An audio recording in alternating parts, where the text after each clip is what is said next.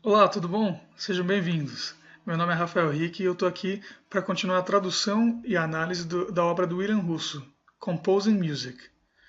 A gente parou aqui na página 98, no subtítulo Derivando acordes sem terça de melodias diatônicas. Então vamos começar por ele. Algumas vezes, revertemos o processo feito no exercício. Então vamos começar por ele. Algumas vezes, revertemos os processos feitos nos exercícios 9 e 10 e derivamos os acordes da melodia. A melodia no exemplo K é composta das notas da escala maior de Dó.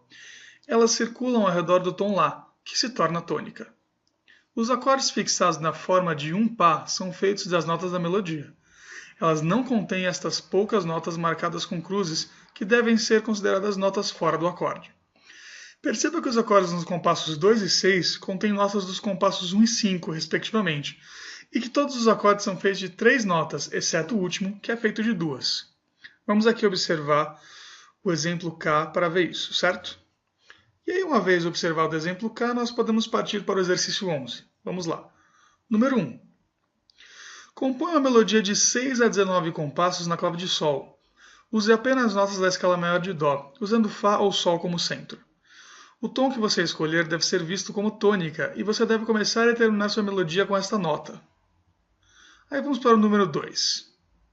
Derive os acordes sem terça dessa melodia de acordo com procedimentos mostrados no exemplo K, e então construa um acompanhamento de acorde repetido destes acordes. Seu primeiro acorde deve ter a tônica como nota mais grave e, se possível, deve também ser usado como seu último acorde, mesmo se suas notas não estiverem na melodia no momento em questão. Número 3 diz: utilize linhas e colchetes para apontar a derivação de acorde, como no exemplo K. Depois do exercício, um pequeno textinho. É claro que você pode também derivar acordes sobre terças de melodias diatônicas. E você também pode derivar uma mistura de acordes com e sem terças de melodias diatônicas, em qualquer um dos 12 tons.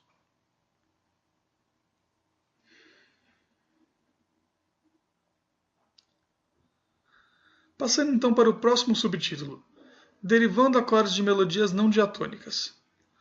Os procedimentos de derivação de acordes de melodias também são aplicáveis a melodias não diatônicas, como no exemplo L, que a gente já vai ver na próxima página. Perceba que os acordes movem um para o...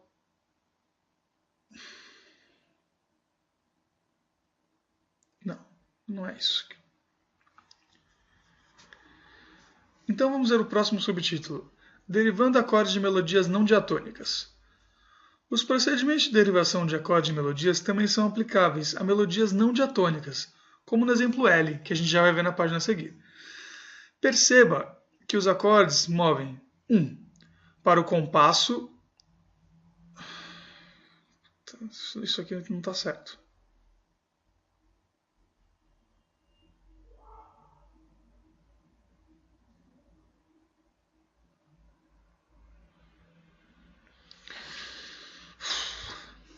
Então vamos para o próximo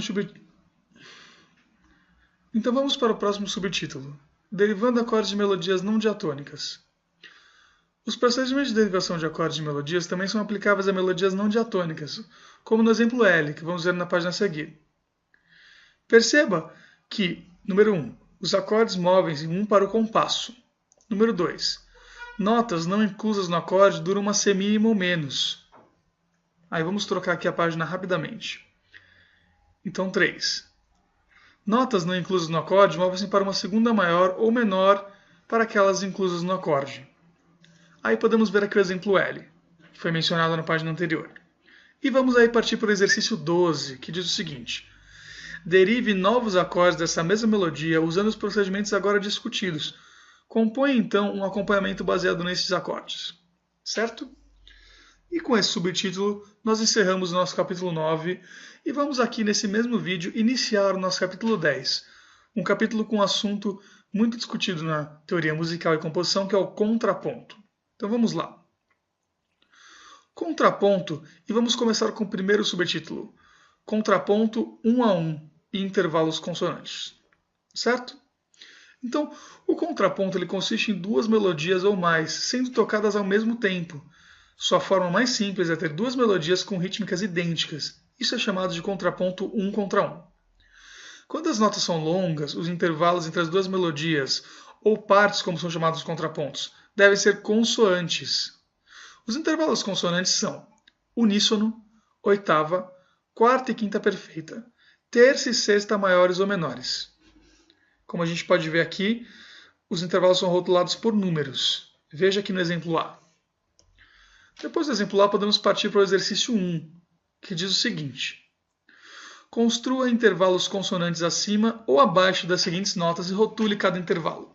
Muito simples esse, mas é bom para a gente fixar o conceito de intervalos consonantes. O exemplo B mostra um contraponto 1 a 1 de duas partes na escala Lixien de Dó. Novamente relembrando, a escala Lixien é a escala criada por William Russo. Mesmo as melodias tendo rítmicas idênticas, cada uma tem sua própria curva e são moderadamente independentes. No compasso 4, perceba que os intervalos da décima e 12ª estão rotulados como terça e quinta. Isso é comum quando o intervalo ultrapassa uma oitava, ok? Aí podemos ver aqui o exemplo B. Depois vemos o seguinte. Tipos de movimentos de vozes. Movimentos entre um intervalo e outro têm 4 tipos de classificação, que vamos ver a seguir. Movimento paralelo, do exemplo C logo abaixo. Ambas as partes estão caminhando por intervalos iguais. Movimento similar, que é a letra B.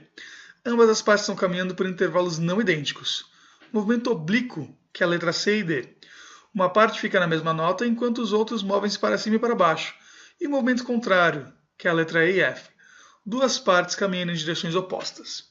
Então, após analisar o exemplo C, nós podemos partir para esse parágrafo explicativo, que diz o seguinte. Puta que pariu.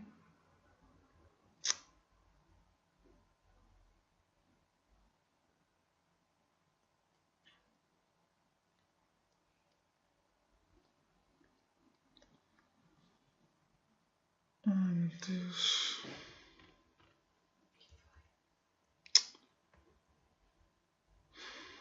Tem uma parte que não está aqui. Uma grande parte que não está aqui. Eu esqueci de pôr. Caralho,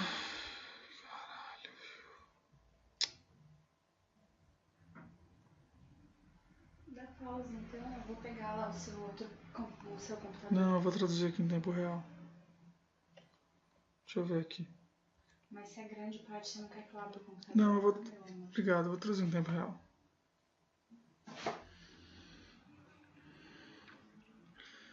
Então aí podemos partir aqui na página 103 para esses dois parágrafos explicativos que dizem o seguinte. As 4 classificações de movimentos do exemplo C são úteis. Porém, você deve perceber que as partes terão mais independência quando oblíquas e movimentos contrários do que quando paralelas e similares. Duas partes em terças paralelas, começando do final, soarão mais como harmonia do que como contraponto. Isso para não dizer das paralelas e similares, que devem ser evitadas. Mas elas são menos como contrapontos. Ele pede aqui para você ver o capítulo 11, ok? Aí, antes do exemplo D, ele dá 2 exemplos. Ele fala o seguinte, ó. Algumas formações definitivamente devem ser evitadas. E elas todas envolvem o perfeito uníssono e a oitava perfeita.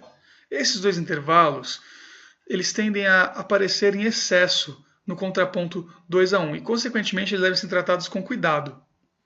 Oitavas sucessivas, que é a letra A do exemplo D, uníssonos sucessivos, que é a letra B, e movimentos similares de qualquer intervalo para uníssono oitava, que é a letra C. No entanto, essas formações são perceptíveis no mínimo em 2 intervalos da seção dessa peça aqui, ó. Então, se a gente analisar o exemplo D, a gente vai poder ver o que ele acabou de falar. Aí podemos ver 3 exercícios simples de contraponto 1 a 1. O exercício 2, que diz o seguinte, letra 1. Exercício 2, que diz o seguinte, número 1. Complete a melodia na clave de Sol com notas da escala dórica de Ré. Use apenas notas da forma consoante desses intervalos com as notas correspondentes da clave de Fá. Rotule cada intervalo. Número 2. Evite movimentos similares ou paralelos para um uníssono ou uma oitava, exceto quando for o último intervalo. Número 3. Faça referência às regras gerais, certo? Então, depois do exercício 2, podemos partir para o exercício 3. Vamos lá. Número 1. Compõe uma melodia na clave de Fá, duplicando a rítmica da melodia na clave de Sol. Número 2. A melodia da clave de Sol vai ficar centrada ao redor do tom G, que é o Sol, mas não limitada a qualquer tom ou escala. A nova melodia deve ser centrada no tom Sol e também não precisa ser limitada a qualquer tom ou escala também. Número 3. Cada nota da nova melodia deve formar um intervalo consonante com a nota correspondente na clave de Sol. Número 4. Novamente evite movimentos similares ou paralelos para uníssono ou oitava, exceto quando for o último intervalo. E número 5. A melodia da clave de Sol é um pequeno tema de forma AB a C. Duplique essa forma na clave de Fá, se você desejar, ok? E aí podemos partir para o exercício 4, o último exercício desses 3 que ele passou para a gente. Número 1. Compõe um contraponto de duas partes 1 a 1, entre parênteses, usando rítmicas idênticas e intervalos consonantes apenas, de 6 a 12 compassos no espaço providenciado. Rotule cada intervalo. Número 2. Use as duas escalas mostradas. Essas escalas são construídas em notas diferentes. Usando elas simultaneamente, vai resultar na bitonalidade, o processo de usar duas tonalidades ao mesmo tempo. A tonalidade da escala de baixo vai predominar. Use as notas da escala frígia de Mi na clave de Sol, certo? Como mostrado aqui. Aí você também tem que usar as notas da escala Lixen de Dó na clave de Fá, ok? Número 3. Certifique-se de usar todas as notas dessas duas escalas para que o caráter de cada escala seja revelado e o contraste das duas seja evidente. Número 4. Use apenas essas 3 rítmicas. E número 5. Faça repetições e sequências, não só entre as vozes, mas como também dentro de cada voz. Ok? Aí ele vai começar explicando agora o contraponto 2 a 1. Certo? Então agora vamos ver o contraponto 2 a 1. Duas notas em uma parte para uma nota nas outras partes, como é mostrado no exemplo E.